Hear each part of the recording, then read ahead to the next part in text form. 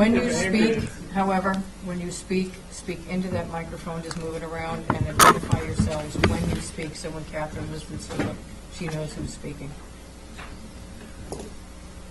Go for it. So good afternoon. I'm Treff LaFleche. I'm the project architect from LDA Architecture and Interiors, and with me is Liz Dunn. The two buildings are on the north rather than the south. That required, the push to be a little bit closer to the easement on Fairground. So there's the playground, the splash pad, and the additional possible 7 office spaces. Yeah.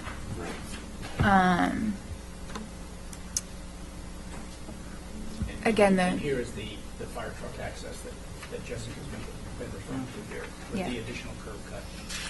It was the fire chief at the department heads meeting had asked that the trucks be able to get access to all 4 corners of each building, and not. Way to manage stormwater on a paved site, and it's not considered to be impervious.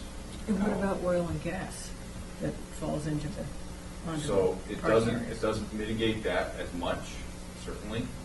So small oils and drips from various vehicles will still get trapped in the. The grass paved. Grass paved, that's it. Grass paved, I mean, that's, it is functional.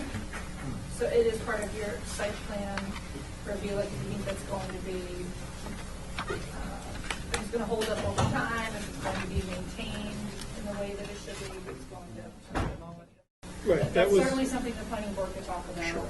Yeah. There's some quality of life issues that are related to the site plan and how everything's going to work in the end that you can talk about. A lot of that stuff we brought up initially at the So- preliminary. So what about the laundry? They haven't gotten there yet. Are you still on the So- outside? I think that's it for that side. Okay. Okay. Just in respect to the location of the trash pickup, the theory is that we're trying to put the exterior pickup location that it's proximate to Wyatt, Right, so the trash truck doesn't come deep into the property, preserves our shared common space, with no vehicular crossing, it's all pedestrian or bicycle crossing, so that you. Discussion. One thing I just quickly want to ask, kind of not related to anything I just said, but your site plan. So this is sheet 3, in the upper left above the, whatever it is, 16, 11, and 15, that parking space. Those parking spaces on sheet 1, that's a vegetated swale or some sort of stormwater swale. I don't know if that came up during the coordinated review. Yeah, we're trying to be cautious as to sort of volunteer the town to do different things. It's part of our original RFP.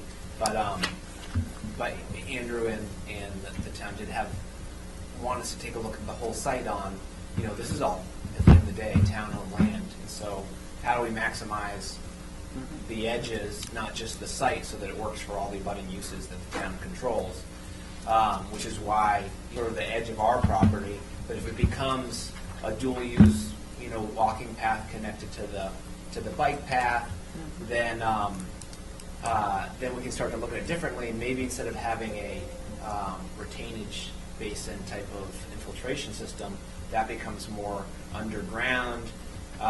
We can have more regular landscaping along that strip as a green belt, and the town can, on their property, can gain 10 visitor spaces or whatever it is, which may be important if, you're talking about building this whole out as a community, so you're going to have lots of kids, more recreation, more biking. There's a lot that's been happening here that's even in addition to the impact of general acceptance, and maybe not just by this board, but by the community as a whole, for years to come. This is a project that's going to be there for 30 or more years. So again, these are constructive criticism. Or necessarily up and down Waite Drive. And I think I was called by a surveyor the other day about the concern about where the sidewalk was. I think the on-street parking is pushing the sidewalk on the east side, if we're going east and west, north and south, into those lots that are going up and down the right side of Waite Drive. I'm not sure exactly if I'm seeing that here. But the last thing I'm going to want to do is taking any space away from those lots on the right side of Waite Drive. So I need that fleshed out a little bit more as to where these sidewalks and parking is. How deep into those lots is that pushing? And Steve mentioned, I think somebody else did, how deep into the Tacoma lots. Maybe it was that's the road first, you know, I don't know if that's not a current but using, there's probably future plans for the planning building down there and development of that site, and how is that come into play with pedestrian access if it's a commuter lot and things of that nature. If that becomes a hub for transportation, a lot of people are walking from this site from all those lots down that road. Well, just be careful of the impact. My concern is be careful of the impact on the lots that you don't have control over. Right. On another public process, for offering an RFP for additional land, there could be no other disposition of land without a public process.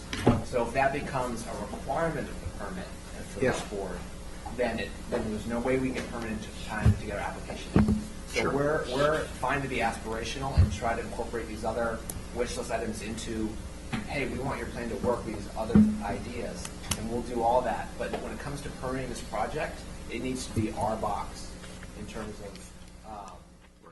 Yes. You and I both have to be somewhere. I may need to leave. Yeah, you and I both have to be somewhere. Here.